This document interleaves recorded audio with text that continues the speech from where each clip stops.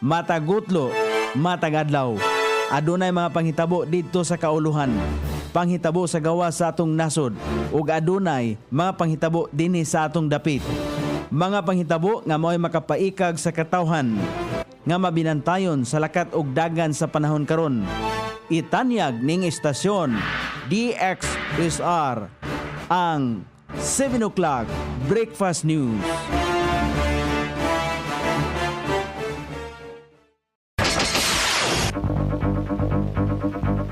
Igala, kumusta? May buntag Iligan, may buntag Mindanao, may buntag Pilipinas. Adang Lunes, Pizza 18 ni buwan sa Mayo ning tuiga 2026. Sangan sa ato station manager Pastor Robin Sulapas, kini ang inyong KSR Kabisaya Nunay B. Ang muhatod sa hanay sa balita sa alas 7. O karon sa ulhang tudling sa ato mga balita, 5 kaadlaw nga surgical mission alas mga dunay thyroid ipahigayon. Ayuda alang sa mga nasunugan sa Barangay Kiwalan, natunol gilayon ngadto sa mga biktima. Sa kauluhan, PNP Chief gimando ang independent probe kalabot sa sumalapay pag-escort sa pipila ka pulis kang Senador De La Rosa. Change of leadership posibleng mapatuman sa Senado karong adlaw Lunes. Cayetano gibasol ang National Bureau of Investigation sa nahitabong tensyon sa Senado. Sa gawa sa nasod, 11,000 carats nga ruby na diskubrihan sa Myanmar.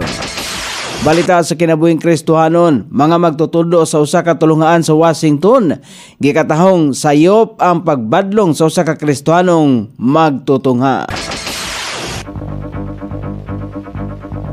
Kini ang uluhang tudling sa ato mga balita nga dalit kanato ning istasyon DXSR 106.7 sa inyong FM dial.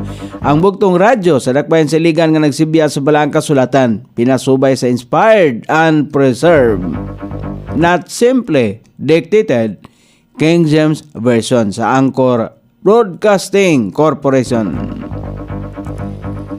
O karon sa kompleto nga detalye, mo pahigayon og 5 kaadlaw nga surgical mission ang Maharlika Charity Foundation Incorporated sa Mayo 20 hangtod 25 ning tuiga 2026. Kini usa ka libreng operasyon alang sa mga adunay thyroid, cleft lip, palati og club foot cases.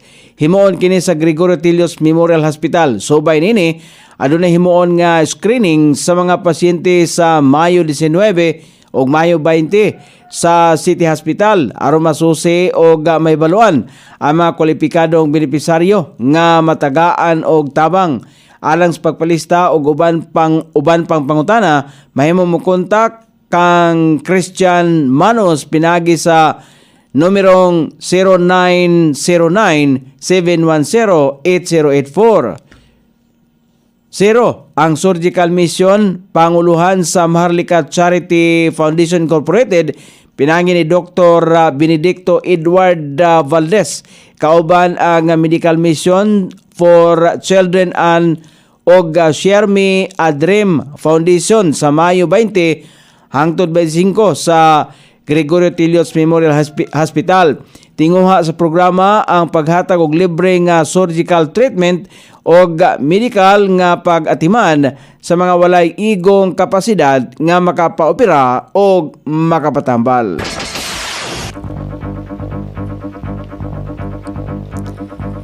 Gidalan o ginanaling tabang alang sa 15 ka mga pamilyang nasunugan sa Purok 1, Barangay Kiwalan, nadawat na sa mga apektado sa sunog ang gipahigayon dito sa Kiwalan Gymnasium. Diin sila temporaryo nga gipahimutang niining mga panahon na sa koordinasyon gikan sa opisina ni DRRM SP Committee Chairperson Councilor Ramil Imburong ug ang mga tinugyanan sa Iligan City Disaster Risk Reduction and Management Office nahatod gilayon ngadto sa mga hingtungdan ang pasiunang tabang nga mga food ug non-food items agig pagsanong sa kamanduan gikan ni Iligan City Mayor Frederick Siao. May dumaan nga paspas nga gilamoy sa kalayo ang mga panimalay sa Purok 1 Kiwalan. Taliwala sa pagpaningkamot sa mga bombero nga mapalong ang kalayo apan 13 gihapon ka mga panimalay ang gikataho nga naugdaw sumala pa sa Bureau of Fire Protection Iligan. Gipaningkamutlan sa LGU Iligan nga mapadali ang pagproseso aron na mahatag ngadto sa mga biktima ang ayuda nga pinansyal gikan sa kagamhanan ning syudad ug ang pagpakig-koordinar gikan sa responsable nga nasudnong ahensya sa gobyerno nga magamit ini sa ilaang pagpabarok ug balik sa kaugalingon nilang panimalay. Sa kauluhan, gimando ni Philippine National Police Chief Police General Jose Melencio Nartates Jr. ang usa ka independent investigation kalabot sa aligasyong adunay mga lokal nga mga pulis nga nag-escort sumala pa sa usa ka itom nga van nga gikaingong gisakyan ni Senador Ronald Bato de la Rosa pagawa sa Senate compound niadtong Mayo 14. Sumala pa sa PNP, gitahasan na ang mga investigador nga susihon ang lain-laing ahensya. Lakip na ang mga logbook, CCTV footage, radio dispatches, deployment logs o body camera footage aron matumbok kung adunay nahitabo nga dili otorisado nga pagtabang gikan sa mga pulis. Tumong sa investigasyon nga maberipika kung adunay pagsupak sa gipatuman nga mga patakaran o kung adunay mga personel nga migamit og gahom o kagamitan sa kapulisan nga walay tukmang pagtugot. Sa pagkaron, wala pa gipagawas nga opisyal nga resulta ang Philippine National Police mahitungod sa nasong insidente samtang nagpadayon pa ang makuting investigasyon. Nabalaka si kanhi Presidential Spokesperson Attorney Harry Roque sa posibleng change of leadership sa Senado karong adlaw Lunes. Subay sa nakuhang impormasyon sa abogado, laraw sumala pa nga hulipan sa minority bloc si Senate President Alan Peter Cayetano aron na mapatuman ang ilaang ambisyon nga ma-impeach si Vice President Sara Duterte. Ang mga kandidato nga muhulip kaniya mao sila si kanhi President Migs Subiri o si Senador Wayne Gatchalian. Hisayran nga namahayag si Cayetano nga mag-convene gilayon ang mga senador isip senator judges sa impeachment court karong adlaw Lunes. Human nila madawat ang upat ka articles of impeachment batok kang Vice President Sara Duterte.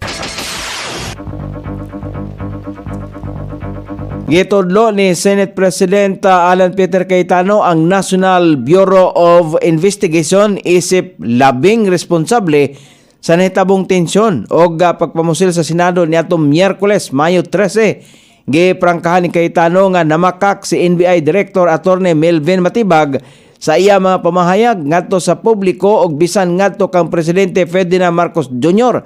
kalabot sa tinuod nga operasyon sa ahensya nga nagtumong sa pag-aresto kang Senador Ronald Bato de la Rosa. Gidugang ni Cayetano nga bisan kung tinuod nga wala naghatag sa direktiba ang presidente, posibleng laing taas nga opisyal sa gobyerno ang nagmando nini. Og iyang gisgutan si kanhi Senador Antonio Trillanes IV nga sumala pa'y kauban sa NBI sa nasong adlaw sa planong pag-aresto kang Senador de la Rosa.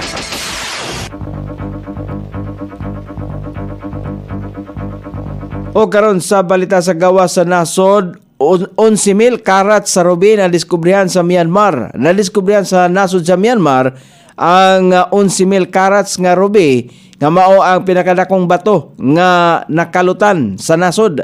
Ang naasoing rubi ana sa purplish red nga kolor, dako og lisod mapangita. Ang naasoing lugar diin nakalutan ang naasoing bato mao usab ang lugar diin nadiskubrihan ang 21,450 ka karats nga rubi kaniadtong tuig 1996. Kini nga batong bag-ong nadiskubrihan giila nga usa ka mugok rubis nga usa sa mga mahalon nga bato sa tibok bahin sa kalibutan.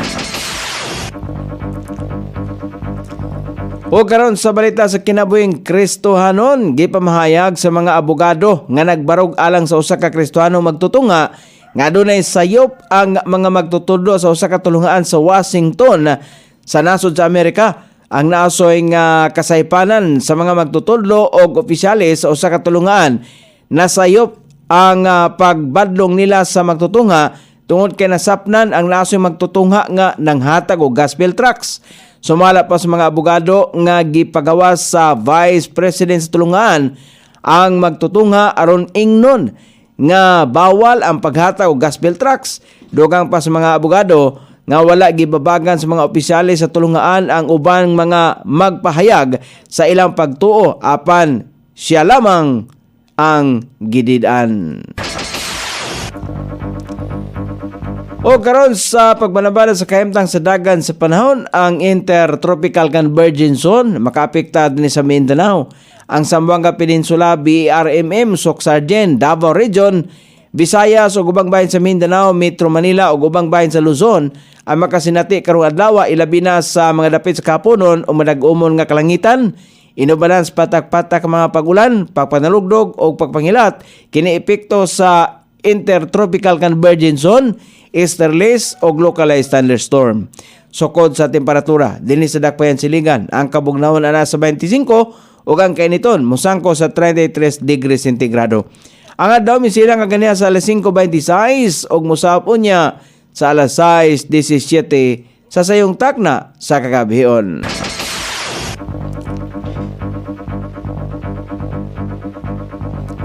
Inyong nabati ang kinatibuk ang hanay sa balita sa alas 7 nga dalit kanato ning istasyon. DXSR 106.7 sa inyong FM dial. Ang bugtong radyo sa dakbayan siligan nga nagsibya sa balang kasulatan. Pinasubay sa inspired and preserved. Not simply dictated.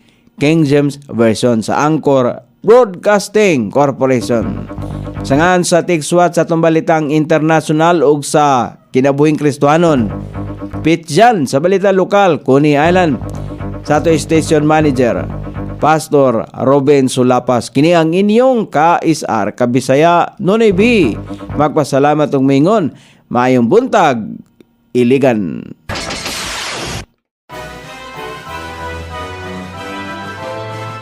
Inyong nabati ang 7 o'clock breakfast news hangtod na usab og mga adlaw sa samang takna o sa samang istasyon.